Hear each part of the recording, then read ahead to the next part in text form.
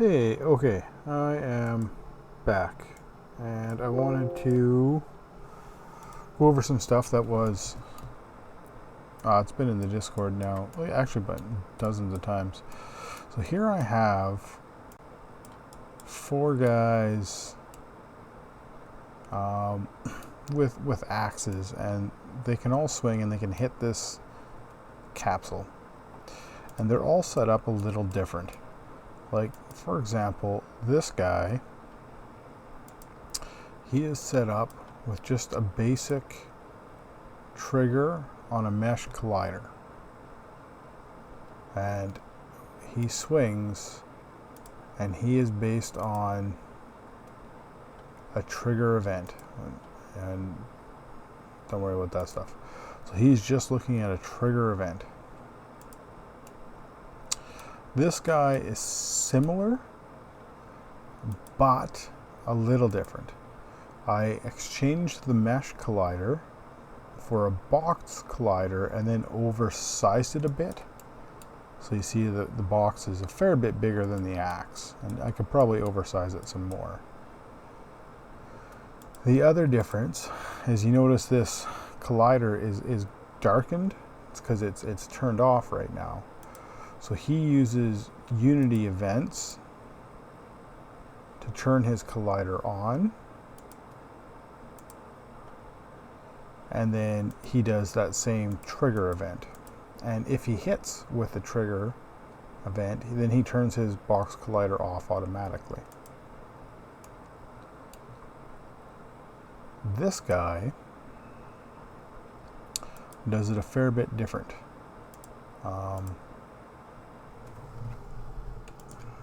Actually, he doesn't need this one at all. Let's get rid of that one.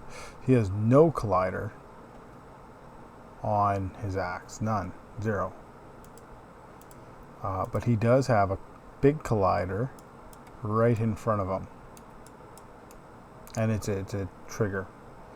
And it's actually just under the guy. Like, it's not parented under his hands or anything. It's sitting here. Okay? And just an area to gather information of what's in front of him. So then he gets an animation event. Well, so does this guy. So this guy gets an animation event. Actually, I'll even show you so you can see it. Oh, frick off.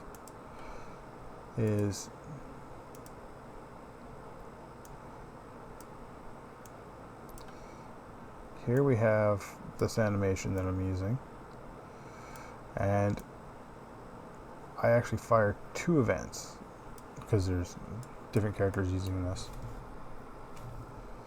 So the first one, first we'll cover this guy. So on this guy, there's an event that fires off right around here, and it turns his collider on. So his weapon becomes like more or less active, and then it swings. Right? And then whenever it hits, it'll become deactive, or it'll wait till X amount of time and just become deactive on its own. In this guy, however, that doesn't have any collider to turn on, but he has the big collider in front of him, this just comes over, and then right at the actual hitting point in time, it fires off a event, which this guy just checks. Okay, well, here's my big trigger. Do I have something that's in front of me? Yes, well, then I'm going to hit it. If not, well, then don't worry about it. Last, you have this guy, and this guy does the distance angle check, which actually is kind of more for AI. And again, he's got a collider, but let's get rid of that. Doesn't need it. So his weapon is just a prop. It literally does nothing. So with AI, the one thing AI have the advantage for is they always have a target variable. typically, because they have their AI sight, right? Their AI chasing, right? They have to chase a target. They have to see a target. So they always have a target where the player doesn't. The player's, I mean, if you're playing them and you want to swing your sword, you're going to swing the sword. If something's there, you're going to hit it. If something's not there, you're not going to hit it. AI always have a target. They have a means. So he uses that same event. So during the actual strike event, he just says, okay, I'm going to get the angle to my target because I know who my target is. I want to get my distance to my target. And then I'm going to say, okay, is my distance less than, say, 3? If it's not, I'm just going to go down to it and do a miss. If it is, if I do have distance, then let's just double check.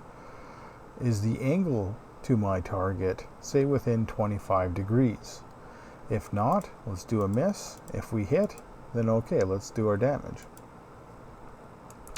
Right? So it's a fair bit different of an approach. So, and I have a little bit of logic on these guys, so I can actually just click on them and they'll attack, right? So this guy just runs a trigger event, right? Now, as you can see, doing it this way, he hits on the way through and he hits on the way back, right? See how he's double hitting? And then if I swing, I mean, he does miss, oh, I don't know, say right now, roughly 5 to 10% of the time. And really, I also have all of these animations slowed down too, by the way. They're all at 1 or 0.7, right? If I take that up to 1, so it's actually playing at full speed,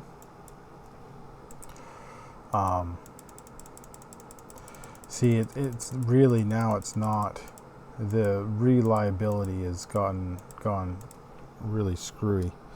And if I, for example, and really this is why, if I go to shoot and I pause, oh, that's a bad pause. If I go to, oh, god damn it. Right? Yeah, oh, geez, what am I zooming in there for? Right? Like, you have to remember that these are animations, right? He's posed like this, and if I skip over 1 frame, that axe is now here. It never travels from that spot here to here. It doesn't pass through this area. It's here, now it's here, right? So this spot in between never happened. And that's where a lot of this issue comes from, right? If I keep skipping frames, as you see, and this is really where things get bad, is now that he's swinging, he's here. Now he's over here all of a sudden. So nothing here would have been hit. Like, this huge arc right here never would have happened. Because it just flat out doesn't happen. The axe is never there, right? And if I hit it again, now we're over here.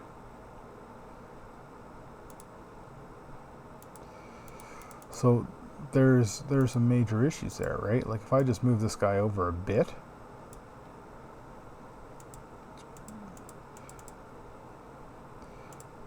right? Like, he hits it on that swing back, but he doesn't hit it on the way there, really, ever, right? So it's a very problematic style of attacking.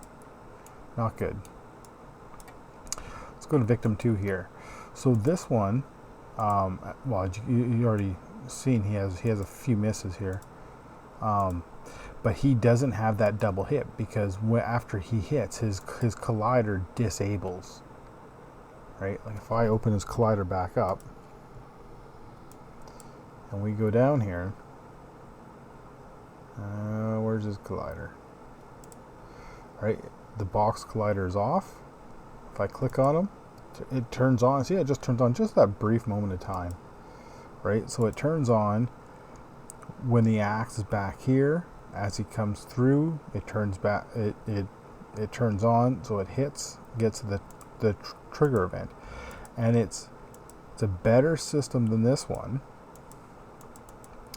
but it still has that same ability to miss attacks completely. If we move over to this guy, he doesn't have a collider on his weapon, but he's got the big collider in front of him saying, okay, I have a target, right? And he doesn't matter how fast he attacks, because it's not reliant on the actual axe hitting.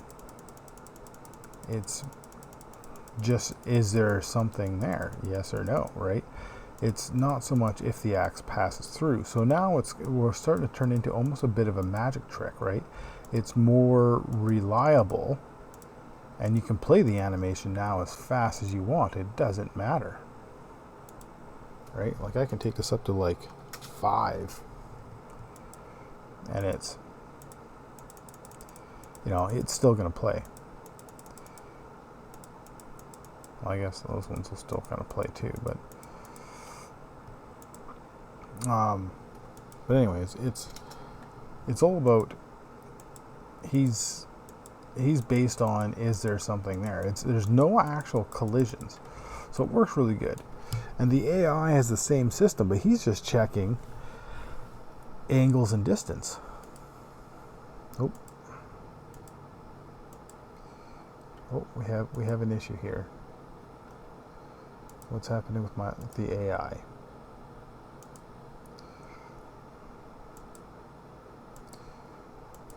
Oh, he's hitting. It's just not. He doesn't have the text pop up. Oh, he doesn't have the hitter. Right. So it's because I just kind of copied and modified the variables. All right, so that should be. Oh. Right. But he has that same idea where he doesn't care about actual hitting. And for AI, it becomes really, really, really useful, because lining up AI, turning AI, trying to get them just to do what you want to do and attack is just so hard to do. See, and if I stick him here now, he can't hit it, right? So I've got the angle set at 25, right? He still can't hit it.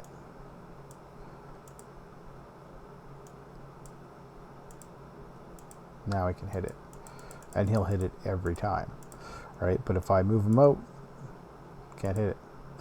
And if I put him back here, he can't hit it, right? It's behind him. The angle's just not there for him. And if it's there, he can hit it. But if I move it out, oh, I'm still technically within distance. Apparently I made that distance pretty big. But now his distance is too far. He can't hit it anymore. Obviously, it's a massive distance. I think I put it to 3. Yeah, see, like each of these cubes is 1. I mean, I probably could have went 1.5. Even 1 and a bit, I don't know. It would have been fine. Probably 1.5 would have been more realistic. But I put it to 3, so I'd move him way back. But that's one of the big differences there, right? So he's definitely more of an AI style, using the distance and the angle, and it works really, really well for AI. Because let me say, AI always have that target from their sight, anyways, and stuff like that, and just it works so well for them.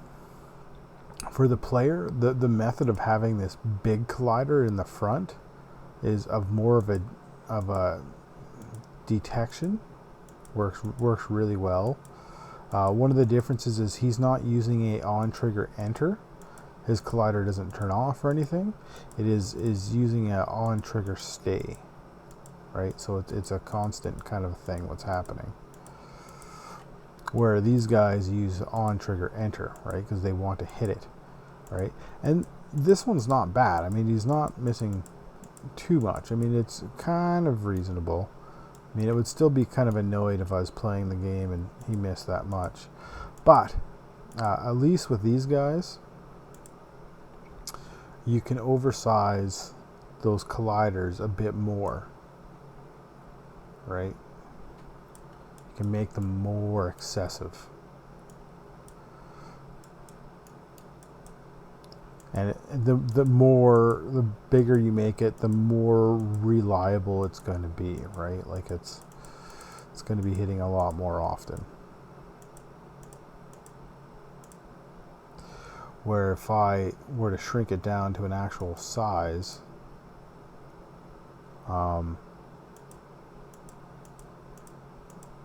he has. Oh, I'm gonna turn on the trigger. He's starting to have issues again with it. Hit it sometimes, hit it on the way back there. Obviously that timer's too fast for it that I have on there. But he's missing a fair bit going through it and catching it on the way back now.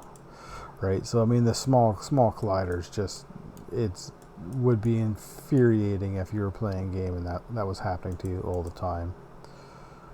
Alright, so I mean, this style works pretty good as long as you go with a big collider. The other trick is you really got to toggle this thing on and off. If you aren't toggling it like on and off, like you right disable and enable this puppy. Especially if you have fast attacking combos and things like that, it won't catch the trigger enter events. Because this axe has to come out and in to get that trigger event, right? Like that's kind of the way that whole system works. So if it's moving fast, or it's a small collider and or if it's way too big of a collider and it can't really come out of it too well, and you do a double attack or something and the collider never really gets to fully come out, it won't trigger again, right? So there's a bit of a balance there. With this style here, you just don't want to use this style. This is just the lazy style. You got just the basic collider you have on and it hits. So you can hit, it's lazy, it hits on the way back, hits on the way there. I mean, I can hit him just by moving the guy around, right? Oh yeah, I can hit all the guys. Woo. So there's a little bit of hitting for you. Right, and that's just, like I said, and all that is just literally, I have an animation event, right? Go to the events, and I have two of them here because I got two different styles. But I've got this one. I just called it hit, and this turns the collider on for this one, and this one's for the other style over here that I called it strike. Right, so with this guy, he sees that hit, turns his collider on, and he has that has a 2 second wait, which is obviously too long because he was getting hits on the way back. Right, so he waits, turns it off. But over here, he has his trigger event.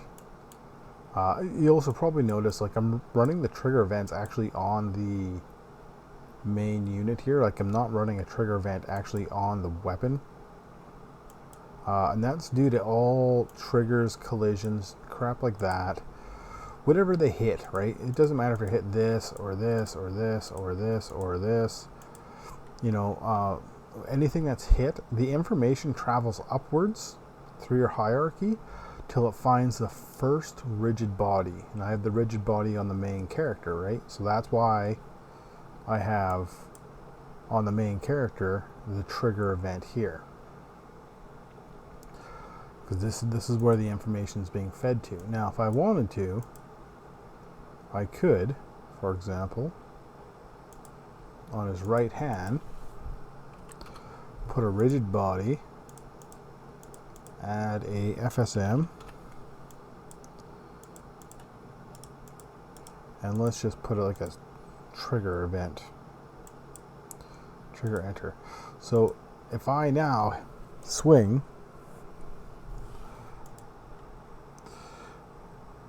this guy caught the event. Okay, he caught the event on the hand because from the axe going upwards, that first one was this guy. This guy, however, never got it. He never fired this event. All these variables are still showing none. It just never happened. Right? He's no longer catching it. But this guy down here, who's now nice and close, is catching those events. So that's something else to kind of keep an eye out, right? For any triggers anywhere, anything. All information on triggers and collisions travel upwards through your hierarchies to the first rigid body it finds. All the information's fed there, right? So that's where you pull your information from.